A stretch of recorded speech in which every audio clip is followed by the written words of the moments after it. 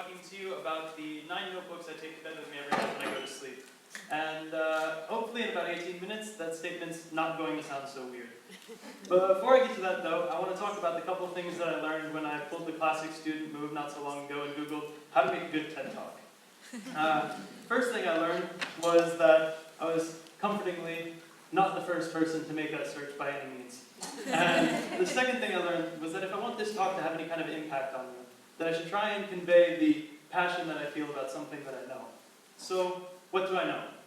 Well, starting with the basics, I know that if I throw a stone in the fjord outside, it'll make ripples. And I know that a desire path is a path that is created where one didn't exist before, simply because enough people desired to walk there and then actually did it. And I know this quote that an old teacher of mine made me memorize for extra credit on an exam.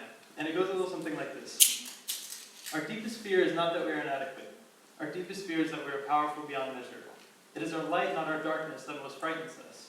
We ask ourselves, who am I to be brilliant, to be gorgeous, talented, and fabulous? Actually, who are you not to be? Your playing small does not serve the world. There is nothing enlightened about shrinking so that other people won't feel insecure around you. We are all meant to shine as children do. It's not just in some of us, it's in everyone. As we allow our own light to shine, we unconsciously give other people permission to do the same. As we are liberated from our own fears, our presence automatically liberates others. And this is actually a shortened version of the quote. It's usually misattributed to Nelson Mandela, but belongs to an American author by the name of Marianne Williamson. Now, our teacher told us that if we made a habit out of saying that quote to ourselves in the mirror every day, that it would change our lives. And I didn't take him too seriously at the time, but it's important because this was one of the first 3 habits that I began building into my daily life that led me to stand before you today. But who am I? And that kind of matters because I'm giving you life advice. And normally, taking life advice from a 19-year-old, especially a stranger, is about as good of a decision as allowing a pyromaniac to help you write your doctoral thesis on the importance of fire safety. And I'm not going to tell you my life story, but I want you to trust me. Because in science, when we see something unexpected happen, we're expected to question why it happened. And statistically speaking, the past 4 years of my life have been quite unusual. 4 years ago, my mother and I were homeless for the second time. We were bumping around from place to place with friends, trying to find a long-term place to call home. A year after that, I decided there wasn't going to be a third time, and that I would begin building my habits. A year after that, I was selected to represent the United States at this international school in Norway for 2 years. And in the past year, I've carried my best friend up a mountain on my back, performed my poetry for a queen, stood in 3 continents, and in under a month, I'll be finding out whether or not I'm the first person in my family to ever attend a university. Life is crazy sometimes. But I'm giving this talk today because I sincerely believe that I'm no different than anybody else in this room in terms of my potential for personal growth and change. And I really would enjoy nothing more than to allow my own light to shine and encourage you guys to do the same. Now, in the building and breaking of habits, I've come to learn that they have a lot in common with chemical reactions. They typically start with a quality that you want in yourself.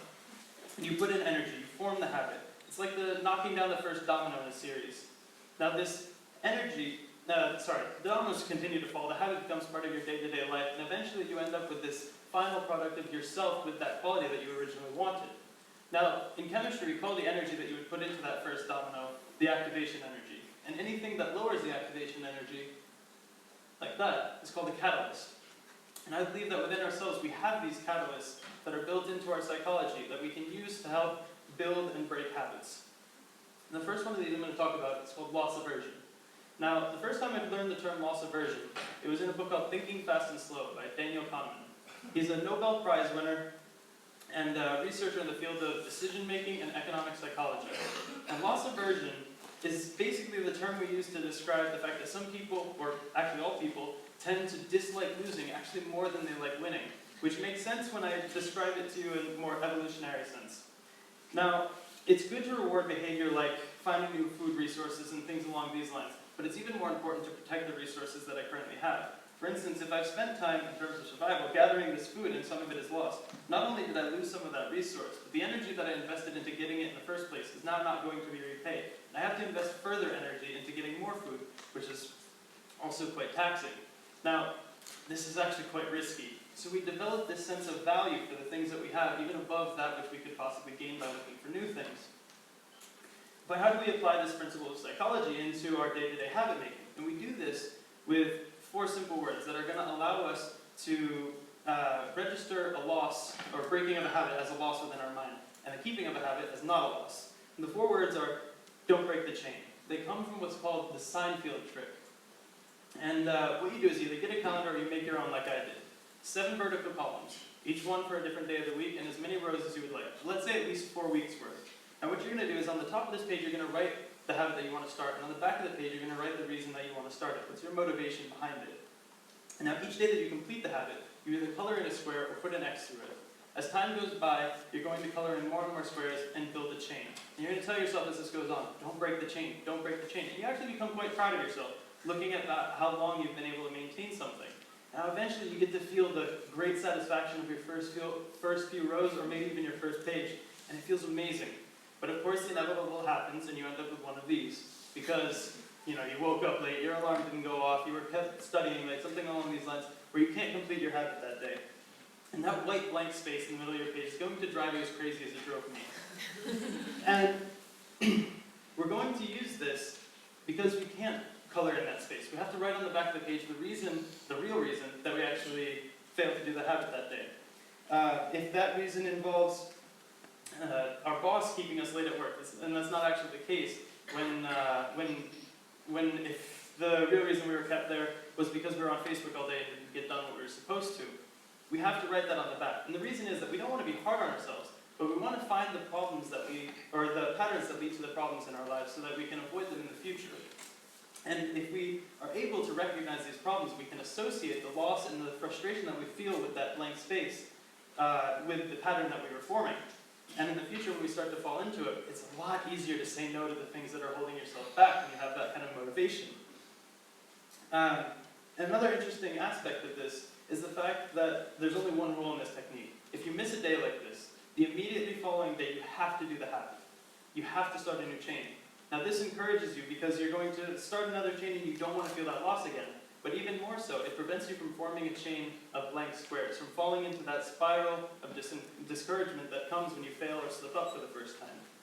But we're going to move on to the second catalyst, which is called cognitive dissonance.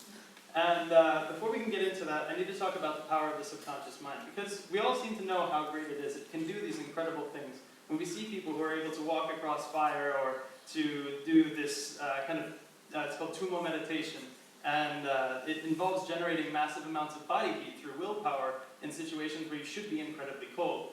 Kind of what I'm trying to do there.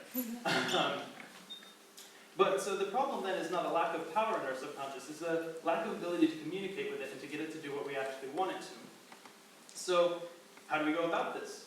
Well, we have to understand how it works. The subconscious is driven by this need to survive, right? It's these loss aversion, this cognitive dissonance, these priming effects. All of these little aspects are just the side effects of a brain that is bent on surviving in the most energy efficient way. So we need to appease to this. And actually, cognitive dissonance is just a fancy way of describing the stress that your brain goes under when you're presented with a conflict or a contradiction throughout the day. It can be a contradiction between what you want and what you actually have, what you intend to do and what you actually do, but it's a contradiction and it drives your brain crazy, so it puts a ton of effort into removing the stress. Most of you can probably relate to the example of about a week after New Year's, when one of your good friends just walks up and drops a conflict in your life and says, "Here, have this brownie."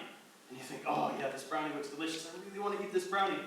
But I just promised myself a week ago that I was going to work really hard to look good this summer at the beach. This brownie doesn't work for that." So now you have this conflict in your brain, and you're rapidly rushing through these decisions, 4 different possible ways of reducing the stress. The first is a consolation. This is where you eat the brownie because you tell yourself, yeah, I'm going to run a little extra later, I'm going to spend a little longer in the gym. Or the second, which is self-praise for justification. It's where you eat the brownie because you say, yeah, I've been working really hard all this week, I deserve this, I earned it. So you eat the brownie. And then third, where you're denying the information that's causing the conflict in the first place. You say, well, they didn't put any extra sugar in the brownie, they probably made it with coconut oil, it might as well be healthy for me, so you eat it. Now the fourth one of these is the only one where you actually don't eat the brownie. This is where you have a change of behavior. And this fourth solution is the reason that cognitive dissonance is so important when it comes to habit forming. Because we can funnel the energy from our subconscious into this fourth solution in order to achieve the results that we want. How do we do it? Well, we have to directly address our subconscious, intentionally put stress on it through this cognitive dissonance, and then remove all the wiggle room of these other solutions so that it only focuses here. Sounds easy, right? Well, motivational speakers have been talking for ages about the value of writing down our goals.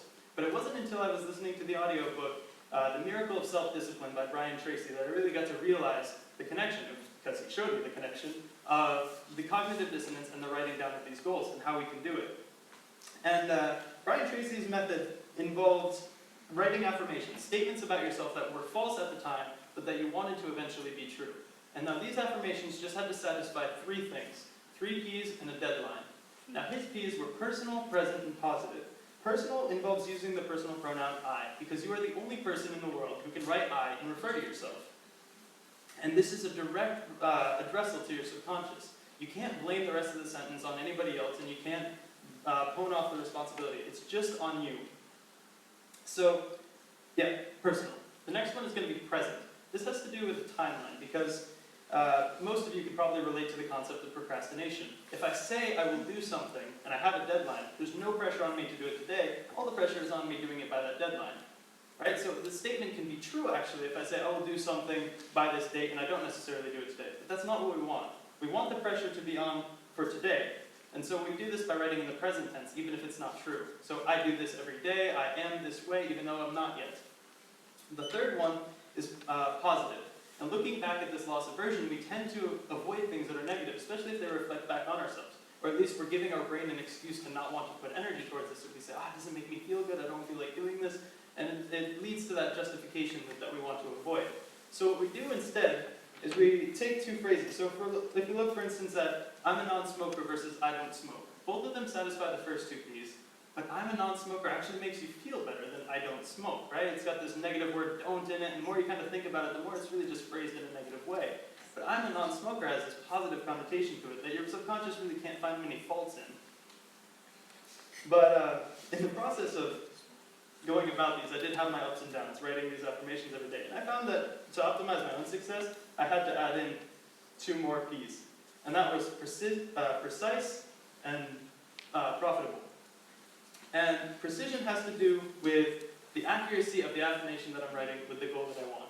Now I could write, I read a little bit each day. But some days I'm tired, I read a little bit, then becomes, I'm just going to read this sentence, that's enough. Or I read a paragraph out loud in English class, that probably counts, right? But that doesn't actually reflect the goal that I want. If I want to make a change, I have to do something accurately. So what I can do is define for myself a specific term and use it there. So what I do instead is I write, I am a daily reader. And for me, a daily reader is somebody who devours books. They're a bookworm. They love reading. They read day in, day out. So I'm a daily reader is much more precise for what I want than I read a page each day. And that's why we can focus on that instead. And in other cases, you can use the dictionary to find more powerful synonyms for what you want to say, and use those instead. Profitable has to do with value, not necessarily money. Your goals don't have to do with money at all, but they need to have an important value to yourself. For instance, I can start a habit with being able to brush my teeth with either hand any day, or write my name in both directions, something like that. There's no value to that in my life, so why would I do it? Why would I invest energy in it? When instead, there are habits and things like, if I were to quit smoking, this one has a ton of inherent value. I mean, I can look at it from the perspective of the money that I save by not buying cigarettes, or I can look at it at the perspective, if I really want to drive myself, factor in that loss aversion, and think about what I lose if I continue smoking. I write a statement, something along the lines of, if I keep smoking, then maybe one day I won't be able to run around and play games with my kids. And that's incredibly motivating. That's this huge emotional factor that can move mountains if you use it properly. So you write this down, you reread it, and you go back over it day in and day out when you're struggling. But now how do we tie these things together? To do that, I'm going to tell you a little bit about a guy named Ted. Let's not guess where I got the name from. But Ted goes to bed each night, he's stressed out. He's not getting the things that he wants done in his life, and he's really bothered by it. But he sees his friends, his coworker, who gets up every morning, and he's all happy, and he's getting through his workday, and he's talking about all the stuff he got done. One day Ted just asks him, how do you do it? And he says, well, I'm a morning person. I get up early, my stuff gets done, and then I go to work, so I'm not tired at the end of the day, and I get to go to bed happy. Now Ted sees this quality, and he really values it. He says, I want to be like this, so I decide I'm going to be a morning person. Now, Ted goes about it, and he's gonna make this affirmation and put this cognitive dissonance into his life. So he writes, I am a morning person. by May 23rd, 2016. There's his deadline. He's got plenty of time to reach it, and it could be true before then. But he's going to write it down every single morning, and he's going to work at it. At nighttime, he's got his habit books where he keeps track. That's my 9 that I go to bed with. He colors in a square or puts an X in each day that he's doing his habit, and he doesn't want to break that chain, so he really keeps fighting for it. And TED helps others because when he helps others or gives them advice, they rely on him. They look to him as a role model, and they say, okay, well, we're looking to you, and now he's got that pressure on himself. If he fails, they fail. So he drives himself forward even more with that. Time goes on, he's really building it, he's getting used to it. One day, his alarm dies in the middle of the night. His phone's just not plugged in. In the morning, Ted wakes up at 6. He's just gotten used to it at this point. It's his habit every day. So even though the alarm doesn't go off, he gets up, and he's got a bunch of energy. He's walking around, he goes, oh wow, this is great. He gets his stuff done, he's all happy. Goes to work, and one of his exhausted coworkers comes over to him and says, man, what's your secret? How do you do it? Without even thinking, Ted responds, I'm just a morning person. Ted made a desire path in his life by walking in a path different than what he normally would, repeatedly day in, day out, and reinforcing it with all of these different methods. And that's Ted. But some last points before I go, because I've got to wrap it up. I think we could all agree that there's at least one aspect of the world we wish we could change. And most of us talk ourselves out of doing the things that that change requires because we say, what difference could one person possibly make? If there was one thing I could get you to leave this conference with today, it's the knowledge that there's always room and there's always methods behind which you can grow and develop as an individual. And in the process of bettering ourselves, we often inspire people in ways we don't expect. We create ripples and we create impacts, and whether they're small or large, they all lead to the possibility of change, which is what we really want. And they lead to the chance of change. And people often are underestimating the chance of their impact. Because, for instance, if I can convince one person today to change their life based on the TED Talk that I presented, then my global impact has already doubled. If they do the same, the ripple that I've created has now tripled in size. Every one of us has the opportunity and ability to change the world. And if we have the conviction and belief that the world should change, and we have the ability to do it, and we believe that the people around us and the children who will one day inherit it from us deserve the better world, then who are we to choose inadequacy? Change involves taking the first step within ourselves. And so it is our privilege, no, our moral responsibility to do exactly that. And so once more I'll leave you with this quote. Our deepest fear is not that we are inadequate. Our deepest fear is that we are powerful beyond measure. Thank you, Coach. Thank you, Mom. Thank you all. That's my time.